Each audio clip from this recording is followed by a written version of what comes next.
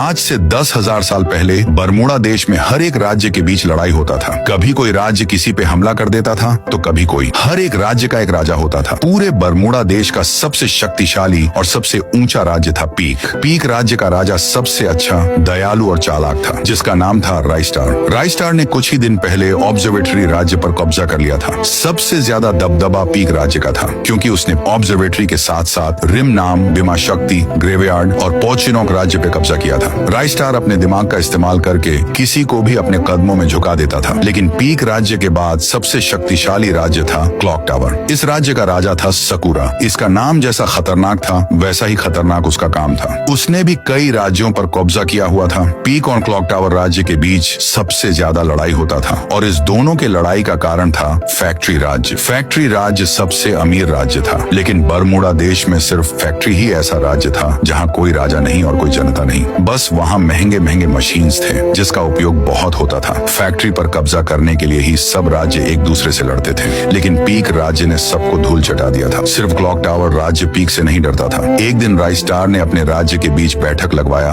और सबको बोला, बस बहुत हुआ भाइयों, अब मैं आखिरी फैसला ले रहा हूँ, क्योंकि हमारे राज्य में और क्लॉक टावर राज्य में बहुत सालों से फैक्ट्री राज्य के लिए लड़ाई होती आ रही है। अब हमको फैक्ट्री पर आज ही कब्जा करना होगा। सभी गांव वाले राइस्टार के फैसले के लिए जान भी हाजिर रखते थे। सब लोग उनके फैसले से खुश थे, लेकिन राइस्टार का सेनापति बोला, महाराज आपका ये फैसला बहुत अच्छा है, लेकिन इस जंग में हमारे बहुत से सैनिक मारे जाएंगे। राइस्टार ने बोला, मैं ऐसा नहीं हूँ सेनापति, मैं किसी राज्य पे कब्जा करने के लालच में अपने राज्य के लोगों को मरता हुआ नहीं देख सकता। हम लोग रात को हमला करेंगे जब वहाँ कोई नहीं रहेगा। सब लोग महाराज राइस्टार का आज्ञा माने। उसी रात बरमूडा देश में एक और जंग होने जा रही थी। पीक राज्य के सैनिक ने रात में 3 बजे फैक्ट्री पर घुसकर अपना झंडा लहरा दिया। ये बरमूडा के इतिहास में पहली बार हुआ कि किसी राजा ने जंग भी लड़ा हो और किसी एक आदमी को खरोंच भी न लगा हो। अगले दिन जब क्लॉक टावर की जनता सोकर उठी तो उन्होंने देखा कि फैक्ट्री के चारों तरफ पीक राज्य के सैनिक थे। सब लोग हैरान हो गए। सभी लोगों ने सोचा कि राइस्टार एक कायर है जो आधी रात को हमला करता है, लेकिन राइस्टार वैसा नहीं था। वो अपने राज्य की जनता की जान बचाने के लिए ये समझदारी वाला फैसला लिया। पूरे देश में राइस्टार की चर्चा हो रही थी। ये वीडियो इस कहानी का बस एक छोटा सा प्रीव्यू था।